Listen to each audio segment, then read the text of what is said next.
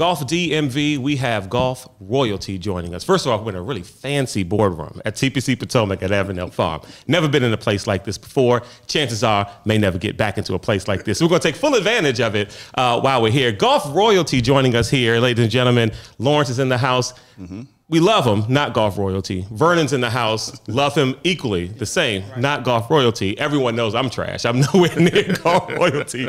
Ladies and gentlemen, we've got Jim Bones Mackay joining Golf DMV. That's a polite golf clap from the Golf DMV crew. Sir, thank you so much for joining us on Golf DMV. It is absolutely my pleasure to be here. Thanks for having me. And I'm not Golf Royalty, I'm a caddy. Let's just get that straight. It's great to be here with you guys. This is going to be fun. Oh, man, well, we're here, you know, at TPC Avondale, host site of the Wells Fargo Championship coming up this year in 2022 in May. And, you know, we'll get into the tournament. We'll get into some of that stuff. But I have some internal stuff that I really need some official clarification on for people who are familiar with our show, and namely the people who are in this room doing the show. So earlier in 2021, we took a Golf DMV trip to Pinehurst. I didn't mean to start this way, but this is I didn't think we were going there. There are just things that I need to verify. So we took a trip to Pinehurst, and we all had a great time.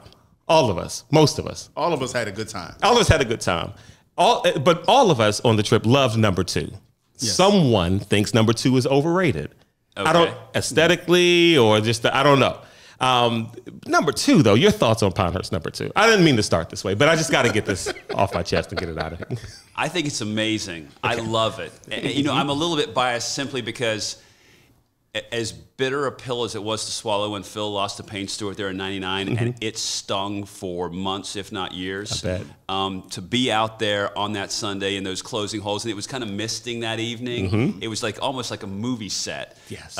It was crazy, and in retrospect now, and you get years away from it to look back at what Payne did on 16, 17, and 18. It's like man, I'm glad I was there to witness it. I mean, we took it on the chin, but I couldn't agree with you more. It's amazing, and I'm a big Donald Ross fan, and I've never played it. I've only caddied on it, which is the case with a lot of great courses, but I can't wait to get there on a trip myself. I'm jealous that you guys got to go. Oh, we got to go. You know, the next time we go, I'll make sure that we reach out to you, and you can join our Golf DMV trip if you'd like to. Okay, Lawrence, so Bones doesn't think it. He thinks it's wonderful. He's not overrated. Anyway, you can start with your line of questioning. No, we got to finish this now that you started it. So I am the one who wasn't impressed so much with number 2. Okay. The reason and these are my reasonings, good or bad. Bad. When I spend that kind of money to play a golf course, I am a. He likes things to look pretty around. Yeah, I'm a Hilton. I'm a Hilton guy. I'm not a Roadhouse Inn kind of guy. Now, if Roadhouse Inn would like to be a sponsor of Golf DMV, do not let Lawrence's comments deter you from sponsorship. But you understand what I'm saying? If I pay that kind of money, I should see manicured fairways, in my mind. Right. I should see manicured fairways, the pristine bunkers with the white sand. It should look like I just spent $300 to play it and not $70. That's a great point. And it makes me think of a player I heard one time who was talking about, you know, renowned architects, you know, of this generation, if you will, who said, I remember he was criticizing this guy that's got a pretty big name, and he said, that guy's not an architect, he's a landscaper. Okay. And that really made me think, and to your point, I mean, you know, this guy, you know, designs courses, this player thought that, you know, with roses and waterfalls or whatever, and the player thought it should be more about the layout. But it's funny, I can't and won't throw this one guy under the bus, but I heard a very successful golfer who won a big tournament there once told me a week or two after he won the tournament, he wasn't that wild about the course, even though he won and got all the spoils that went with it. So to your point, I can see how, you might not all agree on it. I mean, it's a viable opinion. What did Bobby Jones say about St. Andrews the first time he ever went there? Didn't he walk off or something like that? And, you know, every time exactly. Yeah. So I think that's the most amazing thing I've ever seen in my life. But all due respect to Bob Jones, you know. So well, and those who are familiar with the show understand exactly. That's Lawrence's take because he's a man of the finer things in life. If you're going to pay that kind of money, you should get some kind of luxury features from it. At least that's my opinion. Okay. Well, now that I got the selfish question out the way, Lawrence Brooks. Let's go. Yeah. So I have a line of questions, and mine are going. We're going way back. We're going way back. Oh wow. Let's do it. I got a good memory. Okay. Very good. when you were a kid, you grew up born in England, and then moved here to the United States. Most kids, much like Vernon, most kids change elementary schools. You changed countries, right? How did that go? How did you deal with that? That might be one of the most incredible questions I've ever been at. No one's ever come. Anyway, that's a great question because it was tough. Because one of the things that was weird for me was that they do things a little quicker over there in England. And so I show up and, the administrators at the elementary school are trying to figure out where this kid's at. And one of the things they suggested, which I wish they hadn't, was, hey, let's have that guy skip a grade. So I came over and I went from 3rd to 5th. Ooh. Whoa. Which meant that when I was a senior in high school, I was basically 16 my entire senior year in high school, and I wish that hadn't been the case looking back on it. It wasn't a smart decision on anybody's part, but it was a tough transition. And of course, you have an accent at the time. Fortunately, for me, living over here, I lost it, but like everyone in the class is like, man, is this guy from Mars? They never heard anything like it. Wow, that is interesting. Right, so you were a senior and just couldn't even drive. I mean, almost exactly. Everybody else was, a couple more years into driving and all that stuff, and getting bigger and stuff like that. I was already the skinniest kid in school. And at that point, I'm 6'4" now. I was nowhere near 6'4", so it was, I would have appreciated another a year to grow up. Okay. Yeah. All right, very good. Interesting. On that same line, so I'm 2 years and 8 days older than you. Okay. Very precise. Yes. Yeah. Congratulations. So he's a fellow Taurus. Yeah. So when I was in high school, around that graduation time, we were all looking forward to the year 2000. Where are we going to be in the year 2000? There was the big millennium change, all that kind of stuff, and we mapped out, the year 2000. I'm going to be at this point in my life. I'm going to have this. I'm going to have these many kids. I'm going to be married. I'm going to live in the suburbs. All that kind of stuff. Did you all have those kind of conversations? And where did you see yourself in the year 2000? Well, I realized at some point that whatever I did, it had to be outside. Okay. I cannot sit in a room and work. I realized that as I got out of college and came close to taking a job at a bank. In fact, I took a job at a bank, took a 2-year leave of absence to caddy, and never went back. But I realized I just, I'll go pick up trash. I'll do whatever you want me to do. I have to be outside. So I just loved golf. Okay. I grew up with no money. I lived in a town, thank God, New Smyrna Beach, Florida, that had a locally owned, a city-owned municipal golf course, partially designed by Donald Ross, our old friend. And I could go out there for free after 3 o'clock and play for nothing. And that changed my life.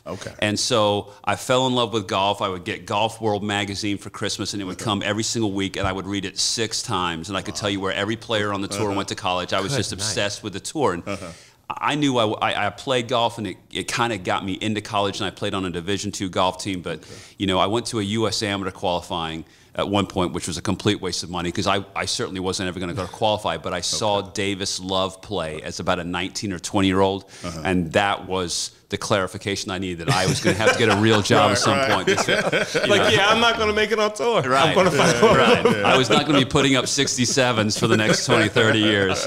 So, but I always thought to myself, in college, I would lie in bed thinking about my future like we all do, and I was like, man, that caddying's got to be the coolest job in the world. And so, that's where I wanted to go and what I wanted to do, and I just got a series of lucky breaks that got me there. So you said that this caddy thing's got to be the coolest job in the world. I mean, you've done it at the highest level. Is it the coolest job in the world? Well, it is, but I think it's like any other job. You have to get a couple of breaks, and of course, it goes without saying that the coolest thing about caddying is when you walk onto the first tee with an amazing player, right? I mean, it goes without saying. So, for those of us that have had that opportunity, that's amazing. But it's like any other job, if you don't fall into a great situation right away, you have to work your tail off. You can run into some, breaks or lose your job, and it can be nothing that you did. You know what I mean? So you can really take your lumps out there. And of course, we all got out there pre-Tiger. When caddies didn't make any money, we were sleeping 4 to a hotel room, 2 high scores, sleep on the floor, and we just did it because we loved it. I caddied at Cypress Point the last year they had the tournament there. I caddied the Masters my first year as a professional caddy. The British Open was at St. Andrews. I mean, my head was spinning. So, I've been fortunate. Hopefully, I've done a job that my players are happy with, but I've been lucky. I don't want to ever lose sight of that. Yeah. Was there ever a shot you remember as you're caddying where you're looking and you're saying, "Gosh, this guy is so good," or "How in the world did he make that shot?" How much? I mean, we just don't. You just don't have enough time. Right. I will say that one of the things that really got me about those guys, even with Phil, any of those guys, I always would have thought that if they were going to play the best round of their lives, it would be, in Palm Springs when you're in 40th place and there's 6 people watching you and no one really cares all that much, Right. But the reality is when you start talking about those generational players, obviously Tiger, obviously Phil, Phil played the greatest round of golf I ever saw him play. I caddied for him for 25 years. In a British Open when he was 5 back going into Sunday and won by 3. I mean, the fact that you can do that with the world watching to win a tournament you've never won before on one of the most iconic courses in the world, that still blows me away sitting here. Wow. I think that's So, I believe you talked. Excuse me. I believe you talked about Matt Wolff being one of the, an incredible iron player. And when I heard that comment, I was like, man, how do you differentiate between, you've seen so much good golf, like how do you differentiate? So in May, when everybody's here, all the spectators here watching the Wells Fargo, how can the spectators see the golfers through a caddy's eyes, right? Beyond the result of he hit it far or he made the green. What are some things you're looking for? Some of the nuance you're looking for in either the setup or how they choose their shots? Yeah. One of it is the sound. Okay. As a caddy, where you sit and you watch these guys hit tens of thousands of shots on the range and the guys are hitting, you start to hear a certain sound. Right. Okay. And, as great as all those players are, some of them compress the ball just a little bit differently. Right. And, I was always blown away by Butch Harmon. I don't mean to interrupt you, but that's Vern's magic word, compress. I love compression. it. We all play golf. I don't do it that often, but on those Wait, you don't play golf that often? No, I don't compress it that often. Man, are you kidding me? I work at it I drove home from LA 2 nights ago, took a red eye here. I hit balls before I went to the airport. I'm like you guys, man. I love golf. I want to get better. I'm not going to, but I want to. But sorry to interrupt you. No, it's the sound. It's those little things you start picking up. Like the thing that always blew me away from about Butch Harmon, who in my opinion is the fact that guy's not in the Golf Hall of Fame. It's ridiculous. Is ridiculous. I agree. Yep. If you take that guy's resume and you cut it in half, he's still the greatest teacher of all time. But it is what it is, and the list is crazy. But you watch that guy give lessons, and he'll break down what the player did wrong. And he never watched where the ball went. He just hears it. He hears it and sees the movement. I already know that it hooked 40 feet left of your target. Right. I thought to myself, that's a guy that knows golf. You can't fake that sound. So when we're out there watching, that's what, okay. And so to your point, Wolff, who's going to be here, and it's going to be an amazing tournament here in a couple months. He's fun to watch because certainly it's not a swing you're going to teach your son or your daughter, but it works. It's repeatable. He played amazing at the U.S. Open in Wingfoot a couple years ago. Yep. He's shown he's got big cojones. He's here to stay. And the depth on the tour these days is a joke. An absolute joke. Right. And whether we're talking about Matt or any one of a number of the other golfers going to be here, it's a great time to be on the PGA Tour. Absolutely. Yeah. We talk about the golf that's going to happen here. Let's talk a little bit about the Wells Fargo Championship and how important the Wells Fargo Championship has been in supporting caddies. Yeah, they've been amazing, and it's nice for me in that I've seen both sides of this. I mean, certainly, when I showed up caddying in 1990, there were certainly golf shops, at the golf courses that would say "Public welcome, no caddies." So you kind of start there, and things have gotten better. But certainly, what's gone on here at TPC at Avenel has been terrific. They've treated us extremely well, and also if you go back over the last 20, 30, 40 years in golf, one of the great caddy stories, in my opinion, that's ever happened here when Rich Beam won. Okay. I mean, Rich Beam came out of a shop selling cell phones, right? Got on the tour. Some people thought he overachieved, though. He went on to win a major and beat Tiger down the stretch. He proved how great he was. But here he was with this once in a lifetime opportunity, and the late great Steve Duplantis was caddying for him here. And I think Jim Nantz said, they had the boom mics out there. You could hear these conversations not only about what they were, dealing dealing with golf-wise, but what Rich Beam was dealing with head-wise. You know, can I handle this moment? And Steve Duplantis was amazing that day, and Jim Nantz called it one of the great caddy jobs in the history of the game, something like that. Sure. And it was. And so every time I come here now, you know, you think these memories come flooding back as to things that have gone here, but I think about the Beam victory and Duplantis, and again, how well we've been treated here. No, absolutely. And it's interesting you mentioned that, because a lot of times we talk about the caddy-player relationship from the view of the player. Yes. What would a player need in a caddy? But I imagine as a caddy, you know, how do you realize whether a player might be the right mix for you, or you, like whether you can work with this guy or serve, you know, in what avenue that they need you? 100% right, because it's a marriage. Right. You know, I've got my wife, and you know, and then, you know, I love it, my wife. and you know, and wife, but you know, you're in a you have this working relationship with these people, and it's a tremendous number of hours, and you know. Oftentimes, these players are under a tremendous amount of stress if they haven't won a tournament in their careers, or they haven't been making cuts, or they're feeling a little financial pressure themselves. So there's it's real life stuff going on out here. Obviously, they're playing golf for a living and can make a lot of money, but you know, you have to the player. And the caddy, but the player needs to find someone that, hey, this guy can do the job, or woman, and I think I can spend an inordinate amount of time with them under some tough circumstances and still enjoy myself, and that's a huge part of the player-caddy relationship. Right. So do you have to, I won't say have to, but do you recommend, or do most caddies and their player, how much time do they spend together outside of the golf, just in order to understand one another, their idiosyncrasies and all that kind of stuff? Yeah, it's a great question. Nowadays, it's more time together. When I first started in '90, it was a little bit more old school, kind of like the players did their things, the caddy did their own. Okay. But you will, all the time, you know, the week of the tournament here at Wells Fargo, you will see players and their caddies having dinner or grabbing lunch, and certainly I did it with Phil hundreds or thousands of times. Sure.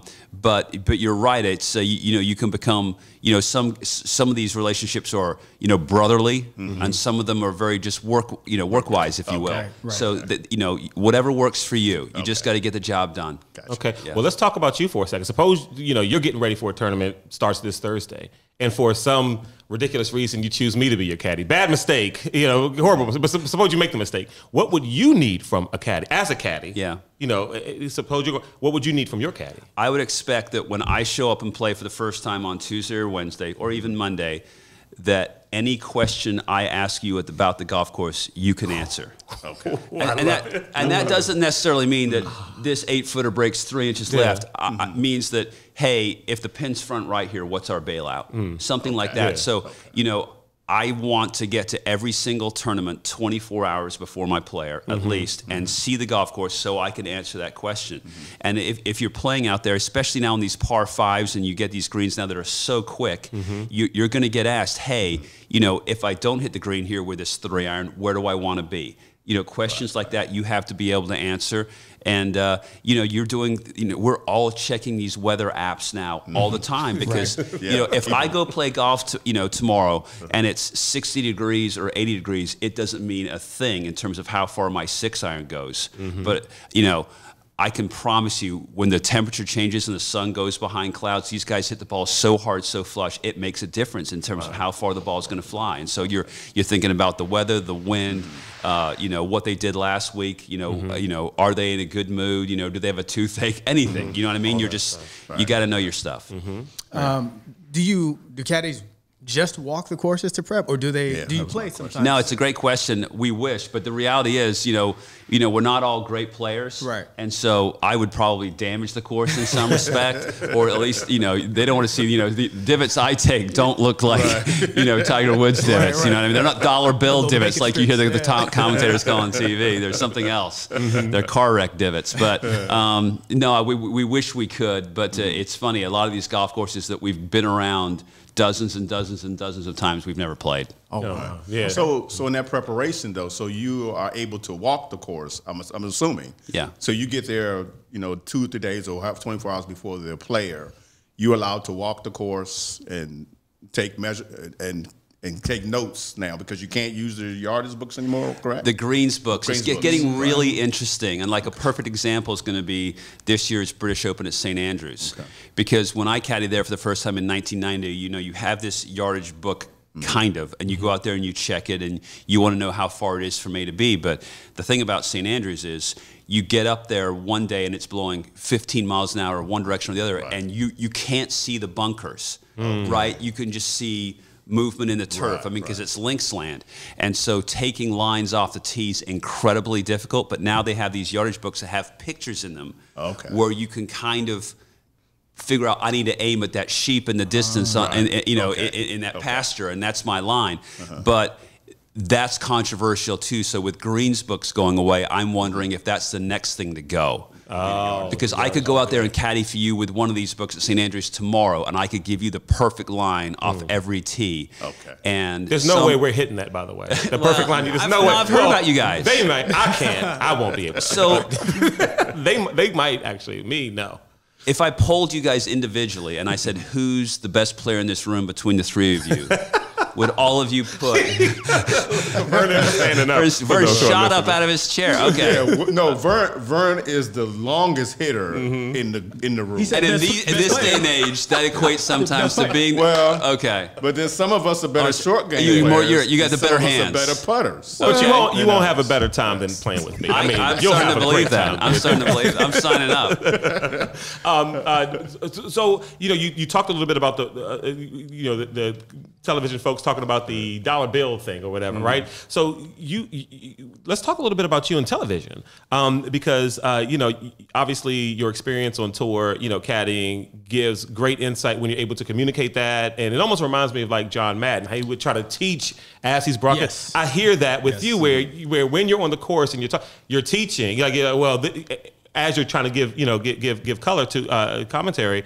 And so it's obvious how being a caddy has influenced that. But how has that other side influenced what you do when you caddy, if that makes any sense? Like, has it at all? Like working television, doing analysis, has it influenced the way you caddy a little bit more? Has anything changed in your perspective? It's funny because when I started to do TV, and you've spent 25 years working for one player, all of a sudden I need to start looking at a golf course because, I'm covering Kevin Na, who doesn't hit the ball anywhere near as far as Phil Mickelson. Right. And it made you think about certain things. And one of the problems I had to get over quickly doing television is, I can't assume that everybody's got the greatest short game in the world like Phil does. Right. So I'd be calling shots, and the guy would be 2 or 3 yards on, going, well, he's trying to make this, and then the guy would chip it, he'd chip it to 7 feet and high five his caddy. Right. I'm like, because not everybody chips it like Phil. Right. So you start to realize these things, and you make those adjustments. But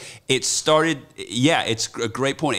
It made me realize how differently people do things, from the very subtle things like, not everybody out there takes their putter straight back. Some guys kind of hook their putts a little bit. Right, so, reading greens and how, that affects what you tell your player, because your player's kind of, turning it over a little bit in terms of how he rolls it. And like the banter.